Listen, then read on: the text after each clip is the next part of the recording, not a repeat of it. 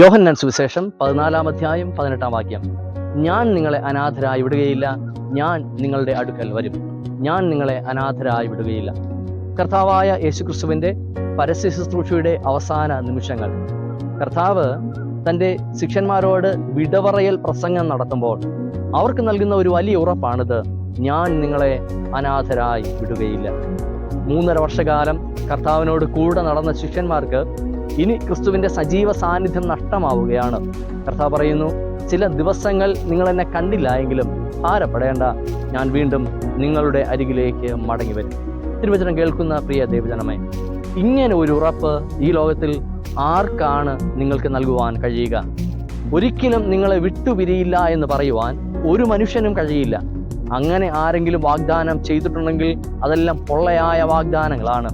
ജീവിതത്തിൻ്റെ ഏതെങ്കിലുമൊക്കെ നിമിഷങ്ങളിൽ ഇവരെല്ലാം നമ്മെ വിട്ട് കടന്നു പോകും. ഒരുപക്ഷെ ഈ ലോകം വിട്ടുപോലും അവരൊക്കെ മറഞ്ഞു പോകും. എന്നാൽ ക്രിസ്തു നൽകുന്ന ഒരു വലിയ വാഗ്ദാനം ഇതാണ്: ഞാൻ നിങ്ങളെ അനാഥരായി വിടുകയില്ല. ജീവിതത്തിൻ്റെ ഏത് മേഖലകളിലൂടെ നാം കടന്നുപോയാലും, എത്ര ഒറ്റപ്പെടൽ ജീവിതത്തിൽ അനുഭവിച്ചാലും, രോഗത്തിൻ്റെ അനുഭവങ്ങളിൽ, കണ്ണുനീരിൻ്റെ അനുഭവങ്ങളിൽ, വേദനകളിൽ, നിരാശകളിൽ, കർത്താവ് പറയുന്നു, ഞാൻ നിങ്ങളെ അനാഥരായി വിടുകയില്ല. 3 പേർ തീച്ചൂളയിലേക്ക് ചാടിയിടത്ത് 4-മനായി ഇറങ്ങുവാൻ ഒരു കർത്താവ് ഉണ്ടായിരുന്നുവെങ്കിൽ, പത്മോസ് ദ്വീപിലേക്ക് നാടുകടത്തപ്പെട്ട യോഹന്നാന്റെ അരികിൽ വെളിപ്പെടുവാൻ ഒരു ക്രിസ്തുവിന്റെ സാന്നിധ്യം ഉണ്ടായിരുന്നുവെങ്കിൽ, എമ്മൗസിലേക്ക് യാത്ര ചെയ്യുന്നവരോട് കൂടെ നടക്കുവാൻ ഒരു കർത്താവ് കൂടെ ഉണ്ടായിരുന്നുവെങ്കിൽ, കർത്താവ് പറയുന്നു, ഞാൻ നിങ്ങളെ അനാഥരായി വിടുകയില്ല.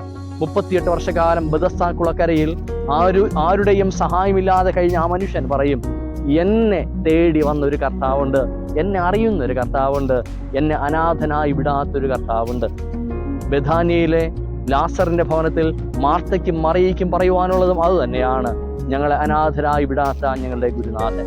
ക്രിസ്തു നൽകുന്ന ഈ വാഗ്ദാനം നിങ്ങളുടെ ജീവിതത്തിൽ പ്രതീക്ഷയായി മാറട്ടെ, പ്രത്യാശയായി മാറട്ടെ. എനിക്കാരുമില്ല എന്ന ഭാരങ്ങൾ ഒഴിവാക്കി, ആരുമില്ലെങ്കിലും എന്നോടൊപ്പം എൻ്റെ കർത്താവുണ്ട് എന്ന ബോധ്യത്തോടെ നമ്മുടെ ജീവിതങ്ങളെ മുൻപോട്ട് നയിക്കാം. കർത്താവ് നിങ്ങളേവരെയും അനുഗ്രഹിക്കുമാറാകട്ടെ. ആമേൻ.